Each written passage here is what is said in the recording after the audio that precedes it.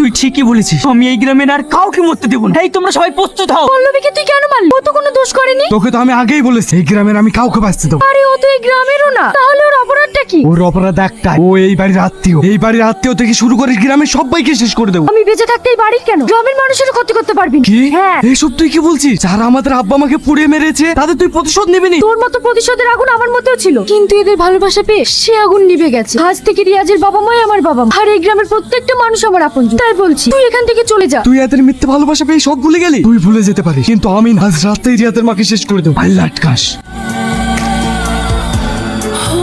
মা, কি ব্যাপার মা, এত রাতে আমার ঘরে? তুমি এখনো ঘুমাওনি? আমার ঘুম আসছে না, শুধু মায়ের কথা মনে পড়ছে। ওরে আমার সোনা, তুমি আমার কাছে আসো।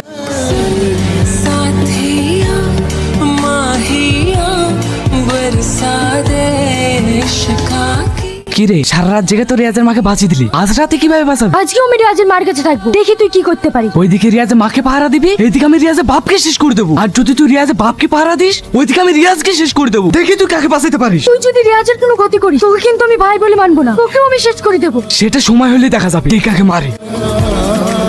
রিয়াজ, আজ আমি তোমাকে সব সত্যি কথা বলতে চাই। থাক, কিছু বলার দরকার নেই, আমি সব জেনে গেছি। তোমরা দুজনেই রাক্ষস, আমার সাথে ভালোবাসার অভিনয় করে আমার পরিবারের এই গ্রামকে শেষ করতে এসছো। হ্যাঁ, আমি রাক্ষস, আর এটাও ঠিক। আমি এখানে প্রতিশোধ নেওয়ার জন্য এসেছিলাম, কিন্তু বিশ্বাস করো, তোমাদের ভালোবাসায়, তোমার বাবা মায়ের স্নেহ আদর পেয়ে আমার মধ্যে থাকা সেই প্রতিশোধের আগুন নিভে গেছে। কিন্তু আমার ভাইয়ের মধ্যে প্রতিশোধের আগুন দাও দাও করে জ্বলছে। ও গ্রামের কাউকে ছাড়বে না। রিয়াজ, তুমি যেভাবেই হোক ওকে আটকাও। তুমি কোনো চিন্তা করো না, ও কারোর কোনো ক্ষতি করতে পারবে না। রোহন, তুমি যে বলে আমার ছেলে জঙ্গলে আছে, আমার ছেলে কোথায়? আমার ছেলে কোনো ক্ষতি হয়নি তো? আজ বুঝতে পারছিস আপনজন হারালে কতটা কষ্ট হয়? ঠিক সেদিন আমার এতটাই কষ্ট হয়েছিল, সেদিন তুই আমার বাবা মাকে পুড়ে মেরেছিলি। কে তুই? আজ থেকে 12 বছর আগে যাদেরকে তুই পুড়ে মেরেছিলি, আমি তাদেরই সন্তান। তাহলে তুই সে রাক্ষসের বাচ্চা? তোদের এই গ্রামটা আমি শ্মশান বানিয়ে ছাড়বো। তুই না? হ্যাঁ, ও আমার বোন। শুধুমাত্র ওর কারণের জন্য তোরা এখনো বেঁচে আছিস। তোদের মিথ্যে ভালোবাসা প্রলোভনে পড়ে ও আমার সাথে শত্রুতা করেছে। ও যতই তোদেরকে বাঁচানোর চেষ্টা করুক, তোদেরকে কেউ বাঁচাতে পারবে না। রিয়াজ করে আব্বা রোহনে জঙ্গলে দিকে গেছে, ও ওদেরকে রাক্ষস শেষ করে দেবে। তুই যে করে হোক ওদের নিয়ে আয়। রোহন, তোকে ভালো ভালো বলছি আব্বাকে ছেড়ে দি, তাহলে কিন্তু তোর পরিণাম খুব খারাপ হবে। ও তোর আব্বা হইতে পারে, কিন্তু ও আমার আব্বার খুনি, ওকে আমি ছাড়বো না।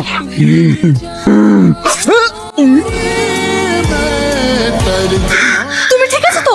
ওই শয়তান আমার কিচ্ছু করতে পারেনি।